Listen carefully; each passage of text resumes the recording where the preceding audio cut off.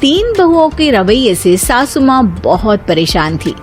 दरअसल बात ये थी कि तीनों बहुओं में किसी बात को लेकर अनबन हो गई थी। तब से ही तीनों एक दूसरे से मुंह फुलाए रहती थी। ना कोई सीधे मुंह किसी से बात करती, ना किसी का कहना मानती। पड़ोसी भी इस बात को जानते थे और जाने कैसे कैसे बातें भी करते। इसीलिए सासू माँ ने तीनों बहुओं को तुरंत अपने कमरे में बुलाया। मैं कई दिनों से देख रही हूँ, तुम तीनों अलग अलग सारे काम कर रही हो। ये सब नहीं चलेगा, तीनों को मिलकर ही काम करना पड़ेगा। सास की बात सुनकर एकदम से बड़ी बहू बोल उठती है। नहीं मम्मी जी, मैं इन दोनों के साथ कुछ नहीं कर सकती। मैं इस घर की बड़ी बहू हूँ, फिर भी ये मेरा कहना बिल्कुल भी नहीं मानती। अरे जेठानी जी, जानबूझकर मुझे डबल काम करवाती है आप, और छोटी मुझसे टेढ़े मुंह ही बात करती है। इन दोनों के बीच हमेशा सैंडविच बन जाती है मेरी, और मैं हमेशा आलू की तरह बीच में मसली जाती हूँ। मम्मी जी, इन दोनों को लगता है कि मैं छोटी हूँ तो इनके पैरों तले दब जाऊंगी, लेकिन नहीं, मेरा भी उतना ही अधिकार है जितना इन दोनों का है। बड़ी आई दोनों मेरी चुगली करने के लिए, मुझे क्या कम समझ रखा है। तीनों बहू एक दूसरे से बहस करने लगती है और सास दोबारा ये देखकर टेंशन में आ जाती है और सबसे कहती है, चुप हो जाओ, अब से तुम तीनों सारे काम एक साथ करोगी, आंख बंद करके एक दूसरे की बात सुनोगी। तुम तीनों इस बात को गांठ बांध लो, वरना अगली छुट्टियों में तुम्हारा अपना मायके जाना कैंसिल। सास की बातें सुनकर डर के मारे तीनों हामी भर देती हैं। जी मम्मी जी, मैं समझ गई। हाँ मम्मी जी, जैसा आप कहें, आप जो कहेंगी मैं वही करूंगी। तीनों बहू सास की बात को गांठ बांध लेती है और वादा करती है कि अब से सारे काम वो तीनों एक साथ मिलकर ही करेंगी। ये सब देखकर सास खुश हो जाती है और वहाँ से चली जाती है। नीचे जाकर वो देखती है कि घर में शर्मा जी आए हुए होते हैं। सास जोर से आवाज लगाकर कहती है, अरे बहू, जरा चाय बनाकर तो लाना, शर्मा जी आए हैं। सास की बात सुनकर तीनों बहू तुरंत किचन की ओर भागती है और चाय बनाना शुरू कर देती है। मुझे तो एकदम मसाले वाली कड़क चाय पसंद है, तो हम शर्मा जी के लिए मसाले वाली चाय ही बनाएंगे। अरे नहीं दीदी, गर्मी के मौसम में मसाला चाय कौन पीता है? मैं तो शर्मा जी के लिए इलायची वाली चाय ही बनाऊंगी। ये कैसी बात कर रही हैं आप दोनों? मेरी मम्मी ने सिखाया है कि मेहमान को ज्यादा दूध और शक्कर वाली चाय देनी चाहिए, वरना वो घर वालों को कंजूस समझते हैं। तो मैं तो शर्मा जी को ऐसी ही चाय दूंगी। तीनों बहुएं अपने अपने तरीके से चाय में शक्कर, मसाला, पत्ती सब डाल देती है। उबलने के बाद तीनों मिलकर चाय बाहर लेकर जाती है और शर्मा जी और सासू माँ को देती हैं।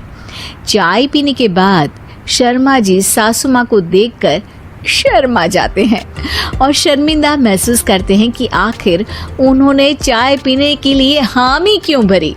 सासू माँ भी चाय पीना शुरू करती है और कहती हैं, अरे बहू, ये कैसी चाय बनाई है? चाय है या मीठे दूध की बासुंदी? हाँ, चाय अच्छी नहीं लगी क्या? कोई बात नहीं, हम पराठा बनाकर लाते हैं। चलो चलो अंदर। हाँ चलो, हाँ आती हूँ मैं भी। नहीं, मेरा पेट चाय नहीं चौपट कर दिया, वही काफी है। पराठे से पोपट नहीं करवाना, मैं तो चलता हूँ। शर्मा जी चुपचाप पतली गली से निकल जाते हैं। अगले दिन सास बहुओं से कहती है, अरे बहू, जाओ जाके ऊपर के गेस्ट हाउस की सफाई कर दो। कल हमारे यहाँ मेरे दूर के रिश्तेदार आने वाले हैं, तो पूरे कमरे को चमका देना, समझी? तीनों बहू सास की बात को मानकर ऊपर सफाई करने चली जाती हैं और तीनों कमरे की सफाई चालू कर देती है। बड़ी बहू मकड़ी के जाले साफ करती है, तो बीच वाली झाड़ू लगाना और छोटी वाली सर्फ डालकर जमीन धोना शुरू कर देती है। अरे दीदी, जेठानी जी, अभी मैंने पूरी फर्श धोई और आप फिर से धूल नीचे गिरा रही हैं। और मछली जेठानी जी, आप बिना झाड़ू की धूल यहाँ छटक रही हैं। अरे तीनों को साफ करना है, एक साथ सफाई करते हैं ना। अरे वही तो, हम साथ साथ हैं, घर साफ साफ है। तीनों बहू ऐसे ही काम में उलझ जाती है और 2 घंटे तक एक ही कमरे की सफाई करती रहती है। बहुत देर से अपनी बहुओं को ना देखने के कारण सास ऊपर कमरे में उन्हें देखने जाती है, लेकिन कमरे में घुसती ही वो गीली फर्श पर फिसलने के कारण नीचे गिर जाती है। ओरी मोरी मैया, हड्डी मरोड़ के रख दी। आए मेरी तो कमर ही टूट गई रे। तीनों बहुएं सास को उठाती हैं और बिस्तर पर सुला देती है। अरे मेरे हाथ पैर दर्द कर रहे हैं, दबा दो, आराम मिलेगा। हाँ जी माँ जी। अरे जी माँ जी माँ जी। और तीनों बहुएं एक साथ सास के हाथ को दबाना शुरू कर देती हैं। माँ की तो चीख ही निकल जाती है और नतीजा ये होता है कि सास के बचे हुए शरीर में भी दर्द उठ जाता है। हाय राम, ये क्या कर दिया तुम तीनों ने। अरे मेरी तो किस्मत ही फूटी है कि तुम जैसी बहुएं मुझे मिली। हे भगवान, पूरे शरीर में दर्द बढ़ गया है। अब तो पता नहीं कि चल भी पाऊंगी या नहीं। माफ करो, मुझे गलती हो गई मुझसे कि तुम तीनों को एक साथ काम करने के लिए बोला। सोचा था तीनों मिलके अच्छे से काम करेगी, लेकिन बड़े बुजुर्ग सही कहते थे कि 3 तिगाड़ा काम बिगाड़ा। तुम लोगों ने ये बात ना आज साबित करके दिखा दी। तुम तीनों को तो समझाना यानी मानो भैंस के आगे बीन बजाना है। तुम्हें अकेले अकेले काम करना है ना, तो अब से तुम अकेले ही अपना अपना काम करो।